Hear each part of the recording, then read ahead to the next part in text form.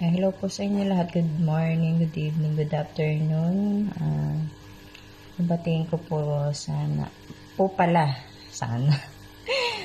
Babatiin ko po pala ang aking Daddy Lo Kalog ng happy birthday. Sana marami pang birthday yung duman sa buhay mo. More birthday to come and more candle to blow. Happy birthday, Daddy Lo. Enjoy your day and sana lagi kang strong, malakas. Bigyan ka pa ng mahabang buhay ni God. God bless sa'yo, Daddy Lo. Happy birthday. Sana malasing mo kami. Bye. And shoutout sa lahat. Shoutout sa asawa dyan, si Honor Libra. And hi Tito. Happy birthday. And wish you more birthday to come. Wish you always good health and stay what you are. Stay pogi. Tara. And enjoy your day, Tito. And God bless. And love.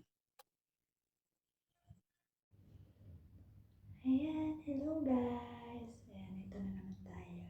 Ayan, sa aking tito na napaka mabait, napaka siloso, napaka saltik, napaka tupakin.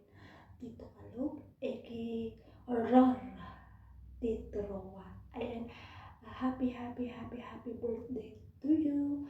At sana marami pang birthday na isi-celebrate mo na magkasama tayo ng buong team. Ayan, Tito Kalog, thank you dahil isa ka sa naging part namin bilang magjuwa ni Maintot na hindi nagsasawang intindihin, lalo na ako pag tinutupak. Nadadamay po kayo. Ayan, salamat din po dahil nakilala ko po kayo ni Tita Care as bilang kapamilya dito sa loob ng Imo. And na-blessed na naging part din po ako sa inyong dalawa ni Tita Care. So ayan, Tito Kalog, stay strong lang po. Alam ko na minsan nandun sa point na lagi din po kayo nag-aaway ni Tita Care. So ayan, bawas-bawas na minsan yung alam mo na yun, yung pagkatupakin minsan. Kasi nagmamana din si Honor Libra sa ugali mo yan. So ayan, salamat din kasi nandyan ka.